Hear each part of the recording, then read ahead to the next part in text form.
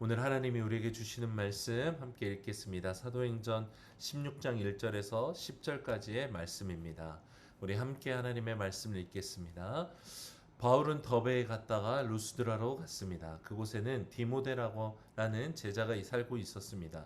그 어머니는 유대 사람으로서 믿는 사람이었지만 그 아버지는 그리스 사람이었습니다.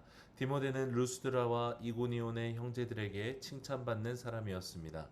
바울은 전도 여행에 그를 데려가고 싶었습니다. 그래서 그 지역에 사는 유대 사람들 때문에 그에게 할례를 주었습니다. 그것은 그의 아버지가 그리스 사람이라는 사실을 그들 모두가 알고 있었기 때문입니다. 그들은 여러 도시들을 다니며 예루살렘의 사도들과 장로들이 결정한 규정을 신자들에게 전하며 지키게 했습니다. 이렇게 해서 교회들은 믿음 안에서 더욱 굳건해지고 그 수가 날마다 늘어났습니다. 성령께서 아시아 지방에 말씀 전하는 것을 막으셨기 때문에 바울과 그 일행은 부르기아와 갈라디아 지방을 거쳐 무시아 지방 가까이 이르러 비두니아로 들어가려고 했습니다. 그러나 예수의 영이 허락하지 않으셨습니다. 그래서 그들은 무시아를 지나 드로아로 내려가게 됐습니다. 한밤중에 바울은 마케도니아 사람이 서서 마케도니아로 와서 우리를 도와주시오라고 간청하는 환상을 보았습니다. 바울이 이 환상을 본 후에 우리는 그들에게 복음을 전파하기 위해 하나님께서 부르셨다고 확신하고 즉시 마케도니아로 떠날 준비를 했습니다. 아멘. 오늘 하나님께서 우리에게 주시는 이 말씀은 우리가 아는 대로 이제 바울이 2차 전도 여행을 시작하고 있는 장면을 보여지게 됩니다. 바울의 일행은 최소 바울과 실라 그리고 오늘 등장하는 디모데 그리고 10절에 우리라고 말하고 있는 이 글을 쓰고 있는 누가까지도 포함되어져 있었을 것입니다. 바울은 시리아 안디오크에서 출발해서 오늘 더베와 루스드라로 도착하게 되는데 그곳에서 중요한 인물인 디모데를 만나게 되었습니다. 디모데는 성경의 소개대로 어머니는 유대인이었고 아빠는 그리스 사람이었습니다. 혼혈 자식이었죠. 유대 율법에는 사실 혼혈이라고 할지라도 어머니가 유대인이면 자식은 유대인으로 간주되게 정하고 있었습니다. 그런데 오늘 바울은 믿음이 좋았던 이 디모데를 전도 여행에 데려가기 위해서 그에게 할례를 행하게 했다라고 말씀하죠. 아니 지금까지 바울이 그토록 주장했던 것은 더 이상 할례가 필요하지 않다.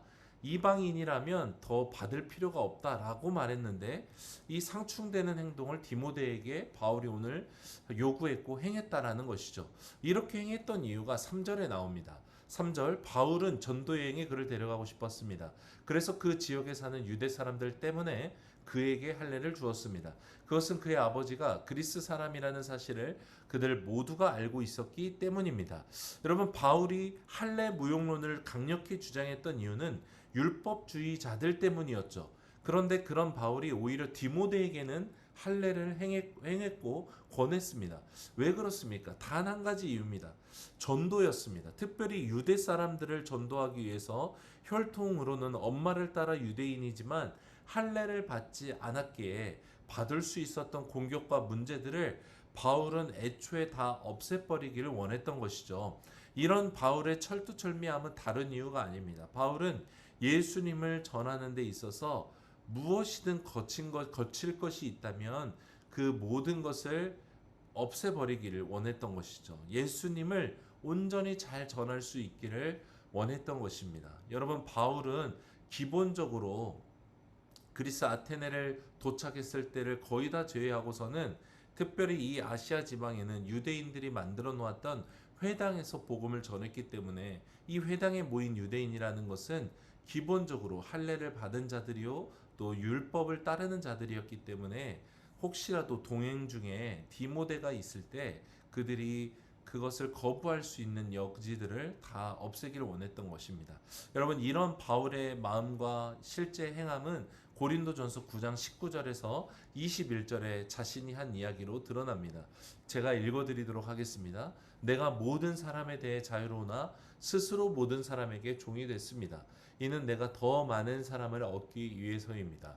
유대 사람들에게 내가 유대 사람처럼 된 것은 유대 사람을 얻기 위해서입니다.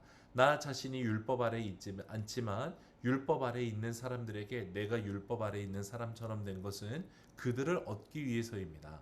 내가 그리스도의 율법 아래 있기 때문에 하나님의 율법을 떠난 사람이 아니지만 율법 없는 사람들에게 율법 없는 사람처럼 된 것은 그들을 얻기 위해서입니다. 라고 말해요.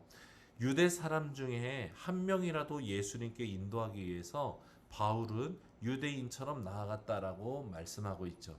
여러분 이걸 보면 디모데에게 할례를 요구한 바울의 디모데에 대한 신뢰가 얼마나 두터웠는지 알 수 있죠. 동시에 디모데 또한 바울이 자기에게 할례를 요구할 때 할례를 행한 것을 보면 예수님을 전하기 위해서 자기의 생각과 또 육체의 할례를 행하는 것을 기꺼이 행함으로써 하나님께 나아가고 또 유대 사람들에게 나아갈 수 있었다라는 것. 디모데의 하나님 사랑함이 얼마나 깊었는지를 우리가 알 수 있는 대목인 것입니다. 여러분 우리가 장사 하나만 하려고 해도 잠재적 구매자들에게 몸을 낮추고 웃으면서 다가가죠. 다른 이유가 없습니다. 하나라도 더 팔기 위해서 기꺼이 자기를 낮추는 것입니다. 바울은 예수님을 전하기 위해서 스스로 고백했던 것처럼 예수님의 종이 되어서 이전에 자기가 가지고 있던 모든 자유의 권리들을 내려놓고 예수님만을 전했던 것입니다. 디모데가 이 권리 포기와 헌신에 동참한 믿음의 사람이었던 것입니다. 여러분 복음을 위한 자기의 권리 포기, 이 맞춤 전도는 예수님의 본을 따르는 것입니다. 예수님은 세리를 만나기 위해서 세리에게 다가가셨습니다. 뒤에서 욕하고 저주했던 유대 사람들처럼 이 이스라엘 백성들처럼 행한 것이 아니라 세리에게 다가가셨죠. 사마리아 여인을 만나기 위해 사마리아 그 동네로 들어가셨습니다.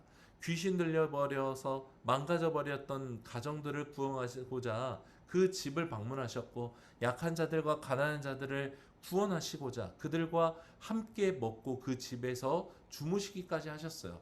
우리도 예수님처럼 사도 바울과 디모데처럼 한 영혼이라도 구원하기 위해서 우리가 가지고 있는 기득권과 권리들을 기꺼이 버리고 낮출 수 있는 권리 포기가 필요하다라고 오늘 말씀하는 것이죠. 네가 와서 우리 교회에 와서 들어라가 아니라 우리가 그들의 옷을 입고 그들의 문화에 그 옷을 입고 그 사람들에게 들어가서 예수님을 들려주어야 되는 것. 이것이 바로 전도라는 것이죠. 필요하다면 할례와 비슷한 헌신과 희생이 또 권리 포기가 따르는 이 일에 우리가 예수님을 사랑함으로 기꺼이 그 일을 행하는 것. 이것이 바로 전도의 일이라는 것을 기억하게 됩니다. 여러분 빌립보서 2장 5절에서 11절 말씀 너무나 유명한 말씀이죠. 우리를 구원하시기 위해서 우리와 같은 자로 오시기 위해서 하나님의 본체셨으나 그 기득권을 버리시고 종의 형체를 입어 이 사람의 모습으로 오시고 십자가에서 죽으셨던 예수님의 그 순종과 헌신이 그 사랑이 우리 안에 충만하게 되기를 간절히 소망합니다. 디모데의 합류는 바울 선교팀의 활력이 되었을 것입니다. 먼저는 젊고 신실했고 이미 그 땅에 살고 있었던 디모데였기 때문에 여러 가지로 도움이 되었을 것입니다. 그리고 재밌는 것은 3절에 말하잖아요. 디모데의 아버지가 그리스 사람이었다라는 것을 성경이 말해요. 이것은 바울이 이제 곧 마게도냐 사람의 우리를 도와달라는 그 환상을 보게 되어서 이제 최초로 동양권을 넘어서 유럽 땅을 밟게 되는 이 바울 일행에게 그것도 심지어 그리스로 나아가서 복음을 전하게 될 이 바울의 여정을 암시하는 누가가 기록한 복선과도 같은 것입니다. 하나님의 일하심은 사실 이렇게 놀랍습니다. 바울은 몰랐지요. 마케도니아에 가게 될 거라고는 전혀 사전에 계획하지 못했습니다. 그런데 하나님은 디모데를 만나게 하시고 그리스 출신인 아버지로부터 많은 것을 보고 듣고 배웠을 디모데가 합류하게 하심으로써 그 땅의 전도는 물론이요. 바울의 2차 전도 여행, 이 그리스 전도 여행에 하나님께서 친히 섭리하고 계심을 미리 보여주시는 것입니다. 그런데 이런 과정에서 우리가 잊지 말아야 되는 것이 계속해서 나오죠. 6절과 7절 말씀을 제가 다시 한번 읽겠습니다. 성령께서 아시아 지방에 말씀 전하는 것을 막으셨기 때문에 바울과 그 일행은 부르기아와 갈라디아 지방을 거쳐 무시아 지방 가까이 이르러 비두니아로 들어가려고 했습니다. 그러나 예수의 영이 허락하지 않으셨습니다. 여러분 6, 7절에 두 번에 걸쳐서 나오는 것은 무엇입니까? 이제 디모데가 합류해서 그 지방에서 유대인들에게 복음을 전한 이후에 아시아 지방에서 말씀 전하는 것을 성령께서 막기 시작하셨다라는 것입니다. 여러분, 복음이 막혀지는데 그 주체가 성경은 하나님의 영께서, 예수의 영께서, 성령께서 막으셨다라고 말해요. 6, 7절에 성령께서 바울 일행이 더 이상 아시아 지역에서 복음 전하는 것을 허락하지 않으셨다라고 말씀합니다. 여러분, 사실 디모데를 만난 루스드라 쪽에서 서쪽으로 이동해 가면 제일 끝에 아시아의 큰 항구 도시였던 에베소가 있었어요. 바울 일행은 그 길에 있는 여러 도시들에서 복음을 전하려고 했을 것입니다. 그런데 어떤 이유에서인지 모르지만 복음을 전할 수 없었다라고 말해요. 바울의 회고를 보면 이것은 강력한 복음의 반대를 받았을 거라고 추측할 수 있습니다. 유대주의자들의 모함과 이들의 그 행동으로 동네에서 쫓겨나기도 했을 것이고 생명의 위협을 받기도 했을 것입니다. 한마디로 복음을 전할 수 없는 엄청난 반대를 받음으로 온갖 어려운 일을 당했을 것이에요. 그런데 성경은 이 복음의 반대에 부딪히는 현실을 성령께서 아시아 지방에서 말씀 전하는 것을 허락하지 않으셨다라고 말씀하세요.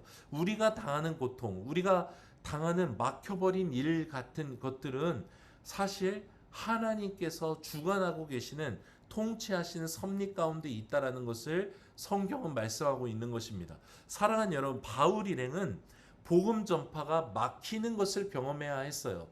부르기아와 갈라디아 지방과 무시아 지방을 지나면서 복음을 전하려고 했지만 그때마다 방해와 핍박을 당했던 거예요. 그런데 오늘 말씀을 통해 우리가 깨닫는 것은 무엇입니까?